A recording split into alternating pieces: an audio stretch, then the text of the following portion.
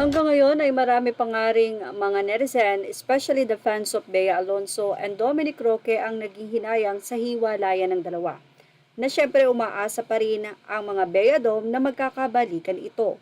Baka naman daw talagang nagpapahinga lamang sila Dominic at Bea Alonso, pero sa kabila nito ay mayroon silang komunikasyon. Yan nga ang iniisip ng mga fans, kaya naman patuloy silang humahawak kila Bea at Dominic. Sa katunayan, hindi sila bumibitaw. Sa kani-kanilang mga fanpage ay makikita mo pa rin na updated sila sa mga ginagawa ng dalawa. Magkahiwalay man ang mga pinupuntahan, pero nandun pa rin ang mga fans para suportahan sila Bea Alonso at Dominic Roque. Kamakailan lamang ay naghain o nagsampa si Dominic Roque kay Christopher Min ng cyber libel. At ganoon din naman si Bea Alonso. Ang kapuso actress at ngayon ay may serye na Widow's War sa GMA 24 Oras ang ibinahagi.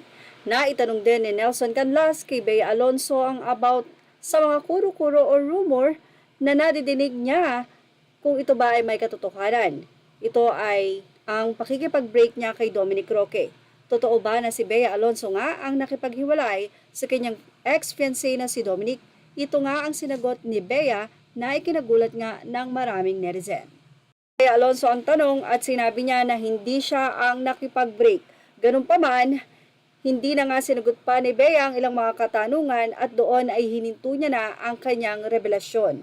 Ayon sa kanya, maayos naman sila at gusto niyang iwanan ang anumang naging relasyon nila ni Dominic Roque sa magandang hiwalayan pa rin.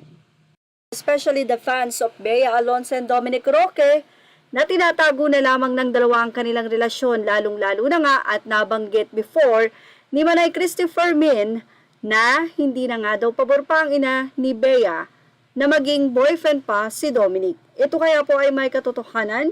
Well, tignan na lang natin kung ano ba ang mga susunod na revelasyon, kung meron nga bang magaganap na balikan at aminan. Ni Bea Alonso ay mayroon kayang interview na magaganap kay Dominic Roque. Magsasalita kaya ito at magsasabi kung totoo ba na siya ang nakipag-break sa kasintahan. Ganun pa man, sigurado na may malalim itong dahilan na ayaw na nga pang i-reveal or ayaw nang pag-usapan pa ng actress na si Bea Alonso. At yan nga ang ating Showbiz Snap update for today. Sa mga nais pong mag-follow sa ating YouTube channel, please like, share, and subscribe. And thank you for watching Showbiz Now.